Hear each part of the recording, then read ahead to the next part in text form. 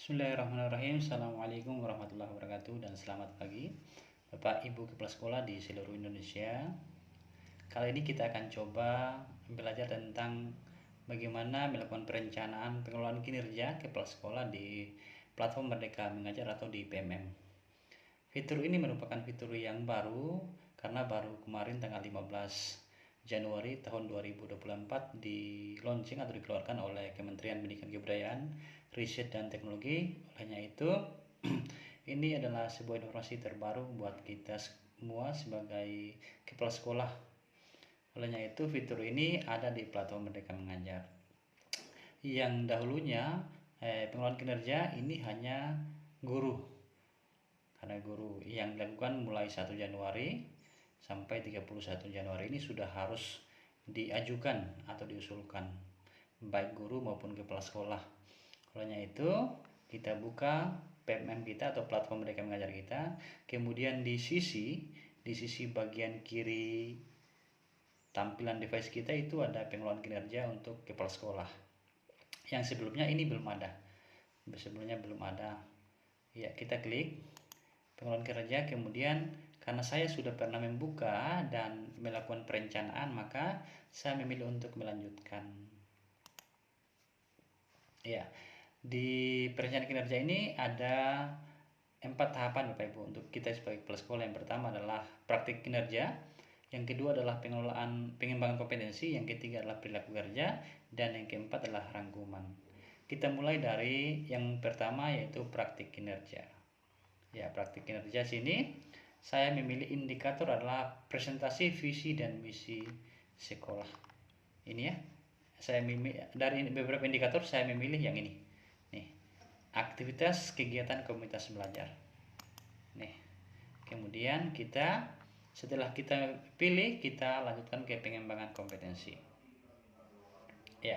Di pengembangan kompetensi ini ada 32 poin yang harus dicapai oleh seorang kepala sekolah dalam melakukan pengembangan kompetensi mulai dari periode Januari sampai Juni. Olehnya itu, 32 poin ini harus kita capai pada RHK atau rencana hasil kerja yang kita laksanakan di sekolah, Pak Ibu.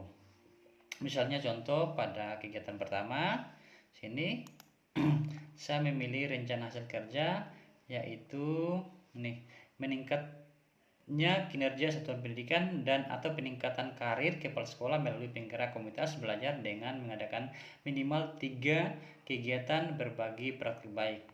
Poinnya adalah 36 Bapak Ibu. Jadi poinnya adalah 36. Jadi untuk saya merasa bisa untuk melaksanakan kegiatan ini, maka saya memilih poin yang ini. Poin ini. Ini saya langsung mendapatkan 36 poin dalam satu kegiatan Bapak Ibu. Apa bukti dukungnya? Bukti dukungnya adalah sertifikat.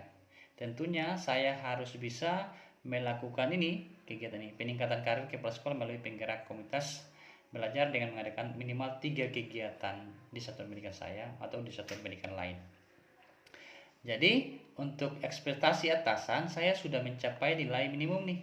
Nilai minimum yang minimal yang harus dicapai adalah 32, sedangkan saya sudah mendapat 36 poin dari satu kegiatan. Jadi minimalnya kita mendapat 32 poin. Maksimalnya kita harus bisa, kalau misalnya bisa itu 128 poin. Tapi jangan kita ambil target yang banyak-banyak, yang tinggi-tinggi, takutnya nanti rencana hasil kerja itu tidak bisa dituntaskan dalam kurun waktu 6 bulan dari Januari sampai dengan Juni. Olehnya itu saya memilih poin yang pertama 36 poin. Kemudian yang kedua adalah saya memilih meningkatnya kinerja satuan pendidikan dan atau peningkatan karir kepala sekolah melalui penelaah aksi nyata sejawat yang dihasilkan oleh guru. Jadi ini berarti nanti ada aksi nyata yang dilakukan oleh guru kita, dan kita sebagai kepala sekolah bertugas untuk menelaah aksi nyata yang dilakukan oleh teman-teman guru kita. Ini nilainya 6 poin Bapak Ibu, 6 poin. Kemudian bukti pendukungnya adalah laporan. Bukti pendukungnya adalah laporan yang nanti akan kita unggah Bapak Ibu. Olehnya itu, dari 36 poin yang saya dapatkan pada kegiatan RHK pertama, kemudian RHK kedua ini, saya sudah memiliki 42 poin. Jadi sudah melebihi dari ekspektasi atasan Bapak Ibu. Sehingga kalau misalnya kini merasa belum cukup dan masih bisa kita lakukan lagi kegiatan, ya boleh kita tambahkan pada tombol tambah. Boleh kita memilih yang lain Bapak Ibu. Kita mau memilih tambahkan untuk mendapatkan poin lebih banyak. Tapi kalau misalnya dulu kegiatan itu sudah merasa cukup, maka tidak usah kita lanjutkan pada rencana hasil kerja berikutnya. Ini boleh kita hapus. Ya. Jadi RHK-nya sudah selesai Bapak Ibu. Sudah selesai dengan dua rencana hasil kerja, kemudian mendapatkan 42 poin, melebihi dari 32 poin, itu lebih bagus. Kemudian kita lanjutkan pada perilaku kerja. Kita lanjut pada perilaku kerja. Ya, di perilaku kerja ini ada 7 aspek Bapak Ibu yang harus kita pilih dan harus kita laksanakan tentunya dalam pelaksanaan kegiatan di sekolah untuk meningkatkan kita punya perencanaan kinerja atau kualitas pendidikan di satuan pendidikan yang kita pimpin. Yang pertama adalah berorientasi pada pelayanan. Untuk indikator aspek ini saya memilih indikator yang kedua, bersifat ramah kepada peserta didik, tenaga pendidikan, orang tua dan masyarakat atau dunia kerja tanpa membeda-bedakan, cekatan dan bekerja solutif dan mengatasi permasalahan pembelajaran dan dapat diandalkan. Ya, jadi saya memilih poin yang ini.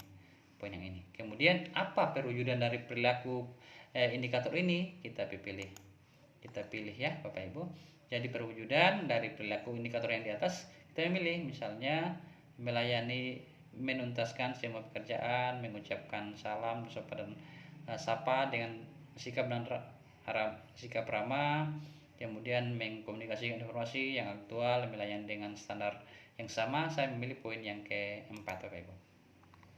Kemudian yang akuntabel, pada aspek yang kedua adalah akuntabel. Akuntabel ini saya memilih ini melaksanakan tugas dengan jujur, bertanggung jawab, cermat, disiplin dan berintegritas tinggi. Kemudian perwujudan perilakunya kita memilih juga Bapak Ibu, kita memilih juga apa perwujudan perilaku dari aspek yang kedua yaitu akuntabel.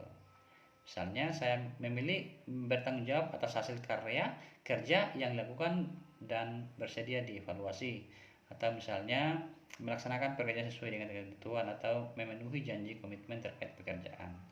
Saya memilih poin yang ketiga. Kemudian untuk aspek yang ketiga adalah kompeten Bapak Ibu.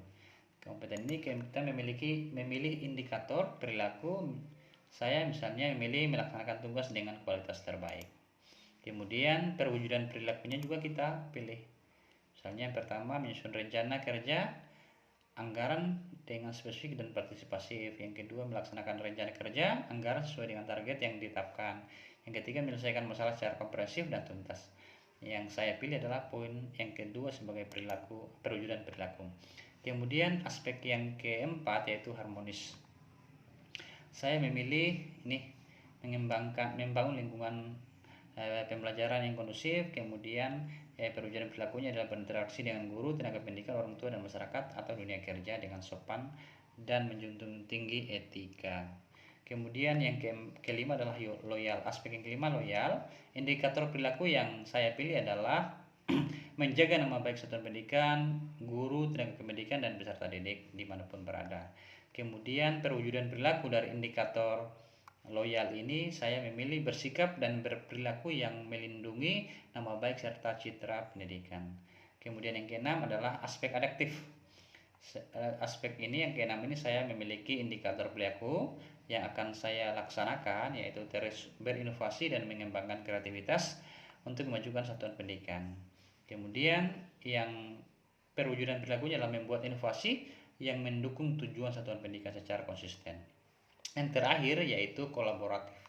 Kolaboratif saya memilih indikator perilaku menggerakkan pemanfaatan sumber daya satuan pendidikan untuk mencapai visi dan misi satuan pendidikan. Kemudian perwujudan perilakunya adalah mengoptimalkan sumber daya yang mendukung pencapaian kinerja satuan pendidikan. Setelah kita menyelesaikan 7 aspek dari perilaku kerja, ini kita lanjut pada tahap yang keempat yaitu rangkuman. Kita scroll ke bawah, kemudian kita pilih di sisi kanan paling bawah, yaitu kerangkuman Bapak Ibu. Kerangkuman. Ya, sekarang kita diarahkan ke rangkuman untuk melihat rencana hasil kerja kita Bapak Ibu. Rencana hasil kerja kita selama periodisasi Januari sampai dengan Juni. Kita cek, kita lihat rencana hasil kerja kita. Ketika rencana hasil kerja kita yang kita sudah rencanakan itu sudah sesuai dan bisa kita laksanakan, maka bisa kita lakukan kumpul atau ajukan. Tapi jika rencana hasil kerja kita itu tadi belum maksimal atau misalnya ada perubahan, ketika kita ingat-ingat mungkin ada perubahan yang ingin kita laksanakan, bisa kita klik tombol ubah untuk menghapus atau mengubah rencana kerja dan mengganti dengan RHK yang lain. Mungkin itu saja Bapak Ibu yang bisa kami sampaikan. Terima kasih, semoga bermanfaat.